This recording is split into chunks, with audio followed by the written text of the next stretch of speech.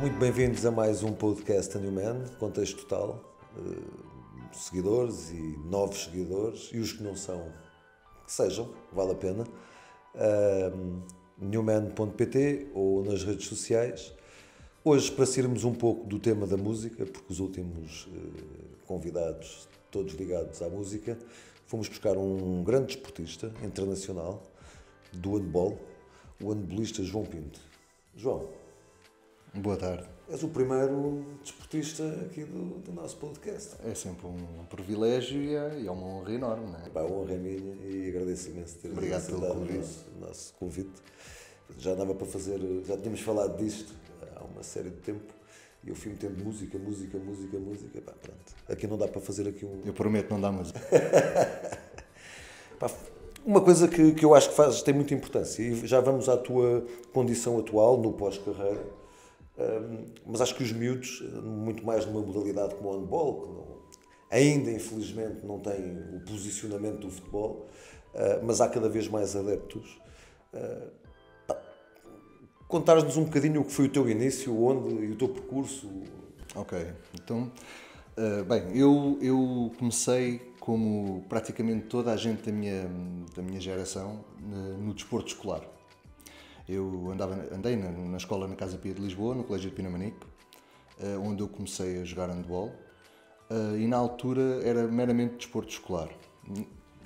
Entretanto, dessa equipa que tínhamos um treinador que depois, anos mais tarde, vinha a saber que era um selecionador nacional de jovens.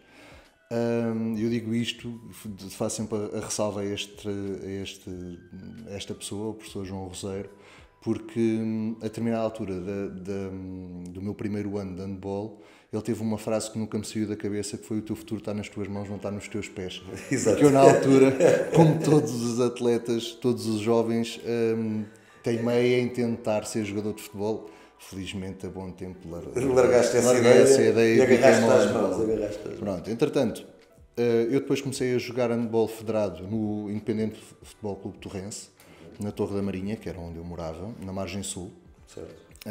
Concelho do Seixal. Que ainda hoje continua a ser um clube de formação. É verdade. Eu orgulho-me de dizer que não é que as outras equipas, e o Torrense já tinha feito alguns feitos, mas nós fomos a primeira equipa a fazer um feito e a pôr o Torrense no mapa do handball português, quando fomos vice-campeões nacionais de juvenis. Depois, mais tarde, o Torrense conseguiu, inclusive, ser campeão nacional de infantis e de iniciados. Pronto.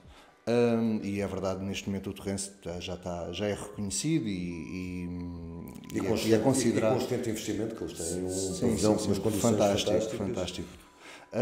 Pronto, entretanto, joguei no Torrense desde os infantis até aos juvenis, e nos juvenis foi aí que se dá o salto. E eu, já na altura, tive alguns convites para várias equipas, inclusive a ABC de Braga, Futebol Clube do Porto, Sporting, Benfica, Belenenses.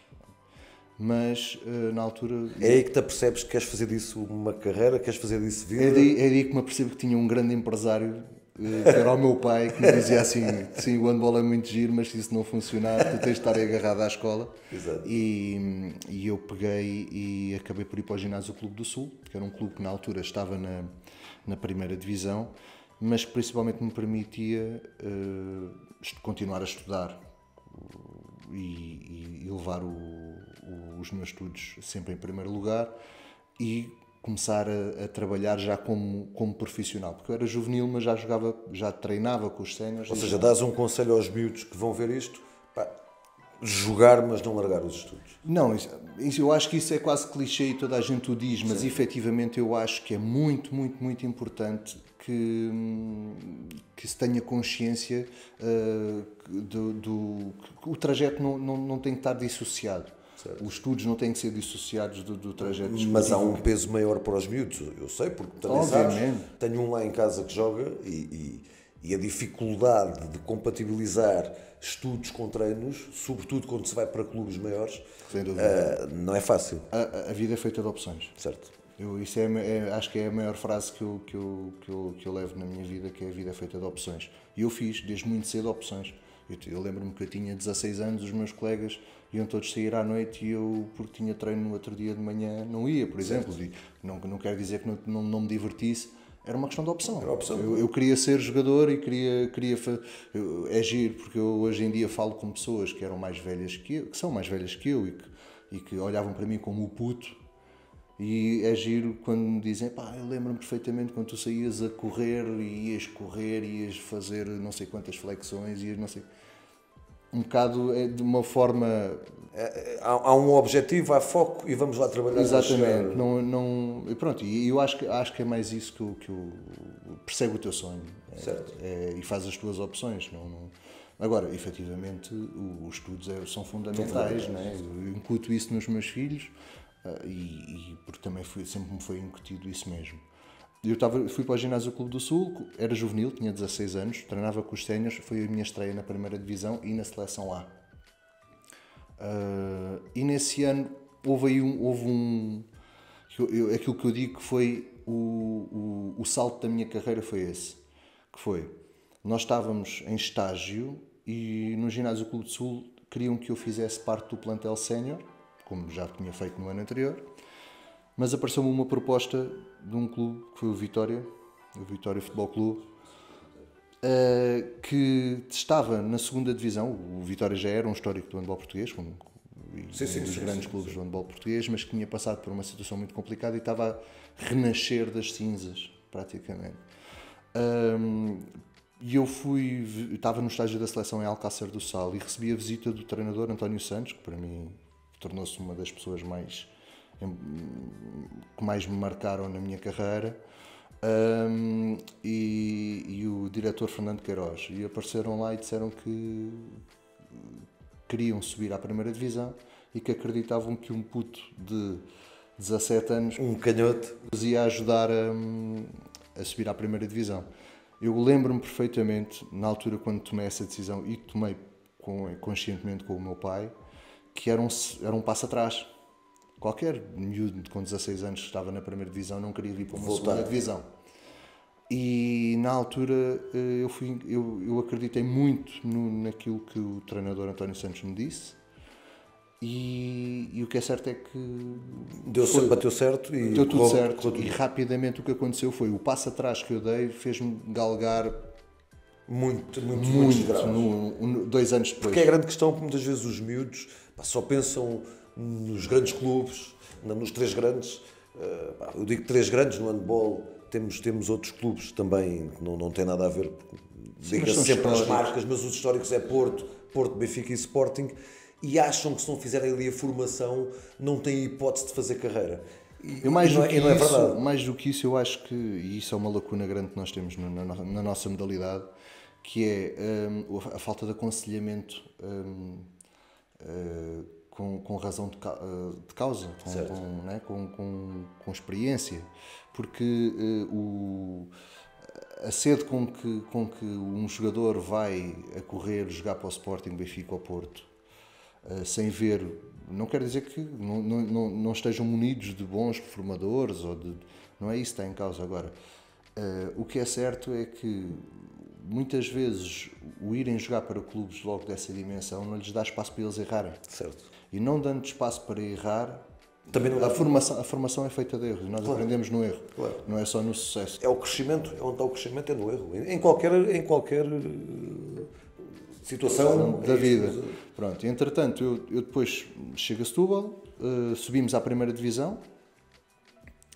O meu segundo ano em Setúbal, estamos na primeira divisão, o objetivo era manutenção, como é óbvio. Rapidamente atingimos a manutenção, ficámos em 6º lugar, que era muito bom na altura para uma equipa que tinha vindo da segunda divisão, com as limitações orçamentais que nós tínhamos. Terceiro ano fazemos um 3º lugar. Excelente. Brutal, foi a explosão não só minha, mas de vários atletas, Ricardo Candeias, que mais tarde veio também a revelar o fantástico jogador que foi e treinador, neste momento treinador de guarda-redes do Sporting, da Seleção Nacional, Carlos Martingo, houve espaço, Luís Moreira, grandes nomes, sempre auxiliados com grandes nomes do nosso handball. como por exemplo Konstantin Dolgov. O Dolgov, que ainda hoje... Ainda hoje continua ligado à formação em Setúbal. E eu tive a felicidade de receber também depois os inputs de grandes nomes, de Nuno Silva, um grande guarda-redes do handball português também, que foi quase um padrinho quando eu cheguei.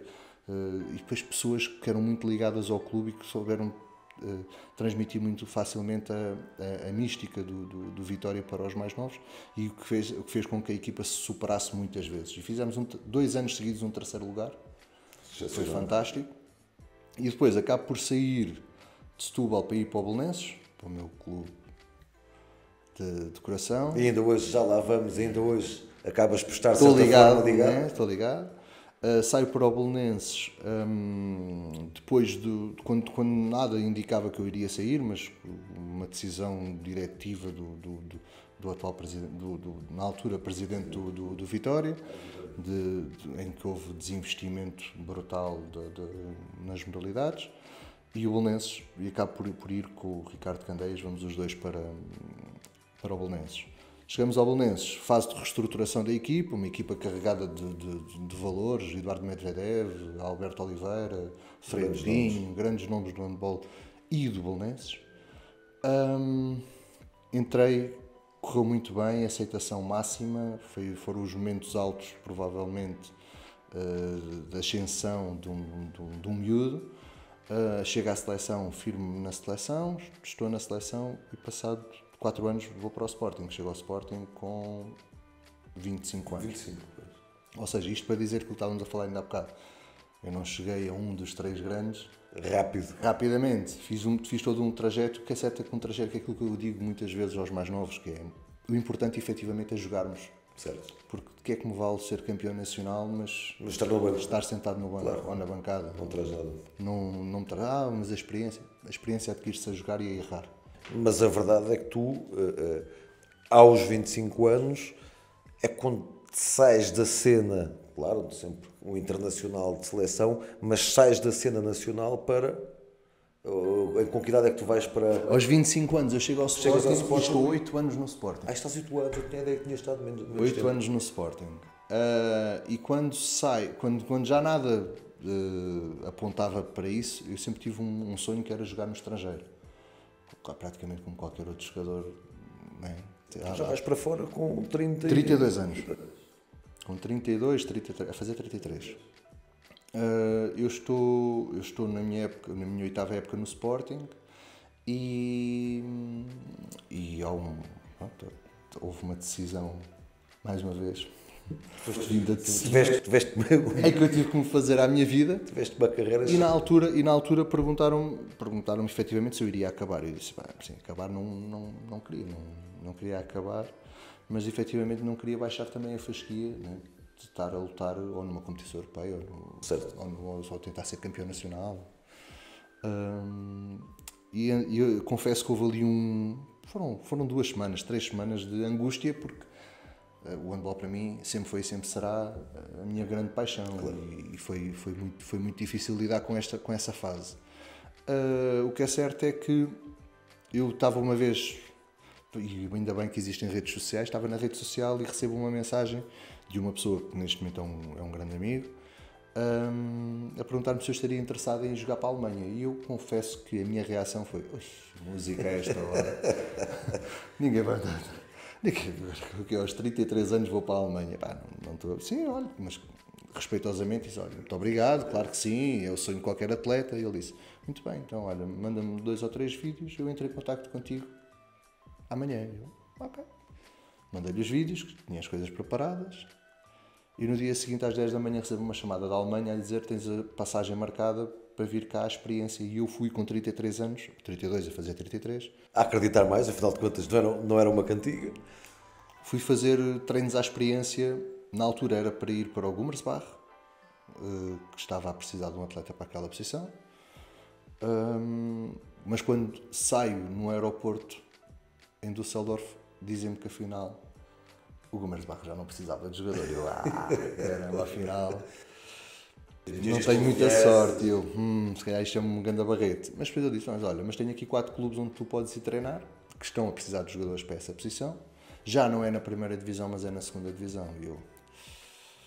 Mas a segunda divisão alemã é brutalmente competitiva e foi uma experiência fantástica. E eles disseram-me, eu perguntei quais eram os clubes, falaram-me do Tusa Messing, que tinha sido 4 anos antes campeão europeu. Eu disse, quero experimentar aqui. Mas não queres ir a outro clube, mas não, é este, eu quero jogar aqui. E fui, tive 2 dias à experiência e pronto, ao fim do segundo dia apresentaram-me o contrato e foi tipo relâmpago, já a época tinha começado, tive que improvisar e fazer todas as forças para conseguir. E jogaste 4 anos lá? Não, tive que ser essa época e meia lá. Só? Sim. Depois voltei. Foi muito difícil a minha decisão. Depois é que ainda vim jogar para o Belenenses. O que aconteceu foi que na altura eu também tive algum azar, entre aspas. São decisões, são opções que se têm que tomar. Eu na altura tinha a minha filha a entrar para a escola. E a decisão ali era ou eu ficava na Alemanha e iria ficar na Alemanha eternamente. Pelo menos até ela estabilizar. Até ela estabilizar. Ou então eu voltava e já tínhamos as coisas mais ou menos preparadas. A minha mulher tinha saído também com licença de sem vencimento e tudo mais.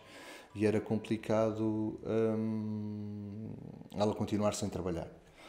E ou ficávamos lá e iríamos ter que viver do handball durante algum tempo mais, mas também já com 33 anos. Se fosse com 23 era uma coisa. Aos 33 uma pessoa sabe que está próximo do final da carreira. E eu disse, não, ok, tudo bem. Surgiu a hipótese de voltar ao Belenenses e eu acabei por decidir voltar para a minha filha começar a escola cá, a escola primária.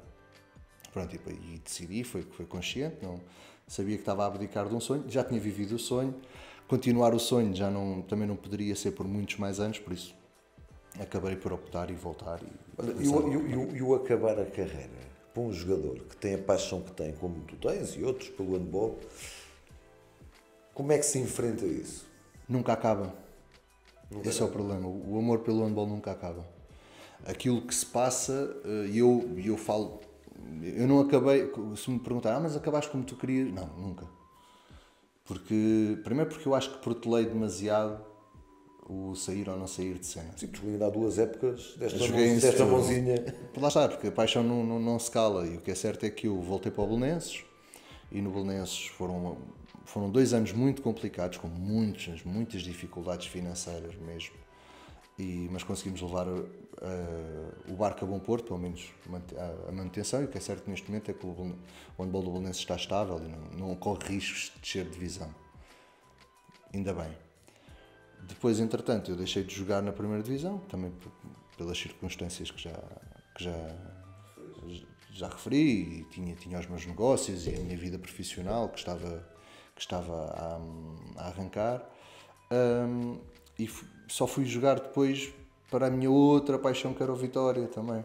É o clube que me lançou e que me pediram na altura para também dar uma ajuda a ver se conseguíamos pôr o Vitória na primeira divisão, que graças a Deus neste momento está na primeira divisão, estão bem. E a época passada com um excelente 7º lugar, não é? Exato, e pronto, também sinto-me parte integrante desse pequeno trajeto, do meu pequeno contributo para que quer o Belenenses, quer o Vitória tenham conseguido atingir e estar onde estão. Olha, e terminas a carreira e depois, e agora?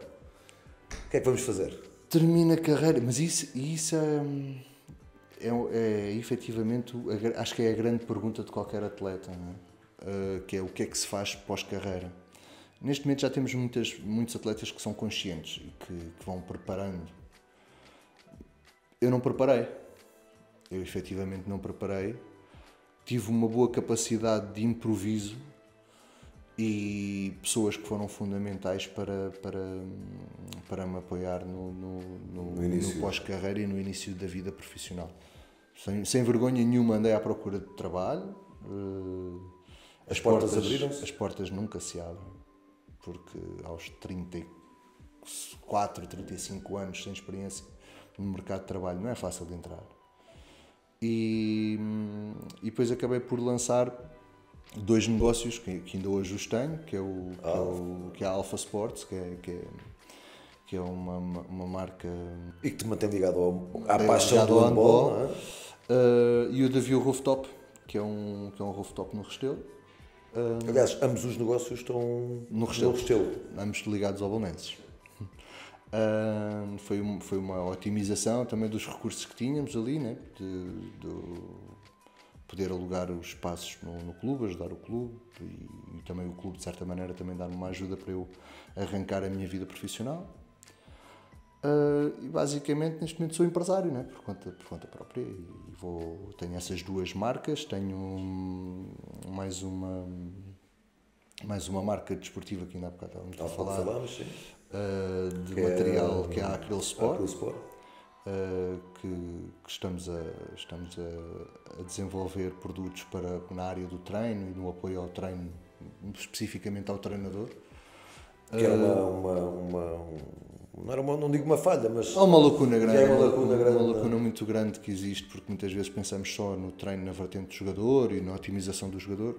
E, efetivamente, o desporto tem que ser a otimização da prestação do jogador, mas essa prestação é afetada diretamente pela prestação do treinador. E tu tens uma coisa gira na Alfa, eu sei, porque o Afonso já lá tem comprado produtos, que é, tu fazes um atendimento muito personalizado, que não se encontra numa marca online, porque os miúdos, os atletas, eu falo de miúdos, mas também outros atletas já séniores, vão lá e conseguem ter alguém com experiência, sobretudo, não só na área do handball, mas no handball, foi o que tu praticaste, e consegues perceber como ajudar esses atletas a escolherem os equipamentos, nomeadamente o calçado, que é importantíssimo.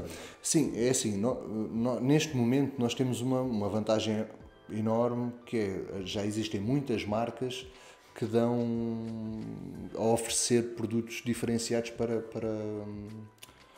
o nosso desporto. Mas e antigamente havia um modelo para todas as posições. O que é certo é que as exigências são diferentes. Um atleta de 100 kg não exige o mesmo que exige um atleta de 60. E neste momento já existe essa especificidade nas marcas, e é importante que nós saibamos também adequar isso aos atletas e às necessidades deles. Pronto, e essa uma das grandes diferenças que existe no atendimento na Alfa, é o perceber as necessidades do atleta e tentar adequar o produto o melhor possível lá. Isso é fantástico. Pá, eu fiquei muito, não digo, porque nunca tinha visto nenhuma marca desportiva, quando lá teve o Afonso, a dizer, olha, estes ténis, se calhar, para a tua altura, a tua passada, isso tudo depois faz a diferença. O grande problema é que muitas vezes nem as próprias marcas dão esse tipo de formação, embora façam esse tipo de produto, não dão esse tipo de formação às pessoas que estão a vender, nomeadamente nas mega stores de cada marca. E isso foi uma das lacunas que eu encontrei, porque antes de fazer este negócio, e andei a servir de cliente mistério, para perceber onde é que estavam as falhas. E efetivamente isso era uma das grandes falhas que havia. E é um contributo brutal a um handball português que está cada vez mais evoluído. Acho que cada vez temos jogadores mais competentes, aliás, desde o vosso tempo, mas acho que isto com a evolução e com o exemplo que os mais velhos foram dando, e a aposta que há na modalidade, tanto no handball masculino como no feminino, hoje quando se joga-se para se ganhar, não é? Já se joga de olhos nos olhos. Temos o Benfica, que agora com o HF, que consegue neste momento já jogamos de olhos nos olhos com as grandes potências mundiais, e isso é um fator de orgulho enorme para mim, como ex-jogador. Sinto-me brutalmente orgulhoso de ver onde está o nosso handball e saber que ainda o caminho ainda não terminou. Ainda há muito a fazer. Ainda não terminou. Mas eu acho que estamos muito bem posicionados. João Pinto, gostei imenso desta nossa curta conversa. Vou-me despedir dos nossos seguidores. Agradeço a vossa companhia e aguardo-vos para um próximo podcast. Obrigado.